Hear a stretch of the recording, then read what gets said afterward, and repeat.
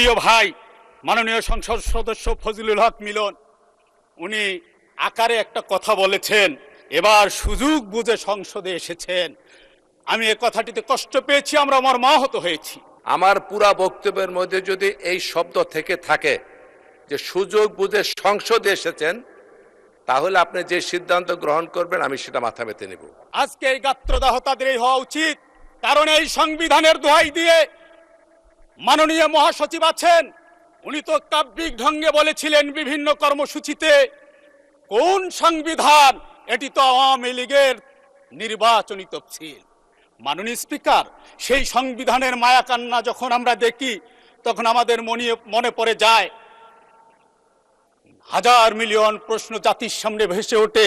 এই সংবিধান নিয়ে কথা বললে কেন ৭১কে টেনে নিয়ে আসা হয়?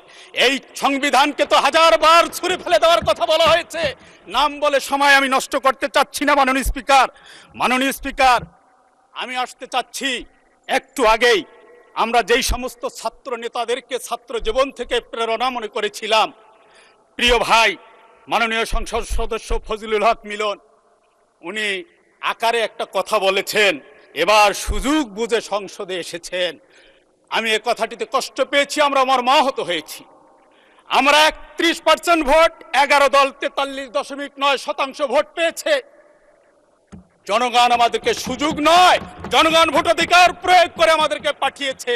এ ধরনের কথায় বিভাজনের রেখা ছাড়া আর কিছুই আমি মনে করি না।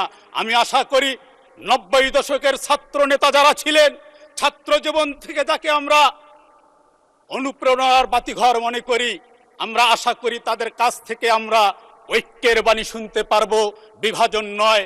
কারণ ৭১ আর ৭২-এর চেতনার কথা বলে যে ব্যবসা বাজারজাত করবার চেষ্টা করা হয়েছিল, খুচরা ব্যবসায়ী, মহাজন, পাইকার, মধ্যস্বত্বভোগী দোকান পাট কুপি নিবিয়ে পলায়ন করেছে।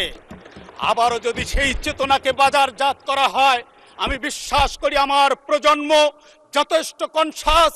চতুর্থ শ্রেণীর বাচ্চা যখন ক্লাসরুমের 50টি ফ্যান, ক্লাসরুমের 5টি ফ্যান, ক্লাসরুমের বাইরে 50টি ফ্যানের থিওরি আমাদের সামনে দেয়, তখন আমরা আশান্বিত হই।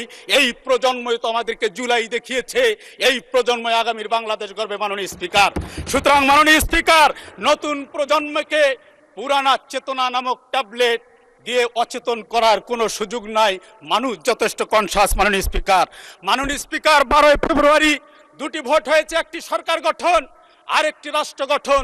সরকার গঠন জায়েজ হলো, আর রাষ্ট্র গঠন এটি জায়েজ না জায়েজের ফতোয়া আজকে নাজেহাল অবস্থায় আজকে আইসিইউতে।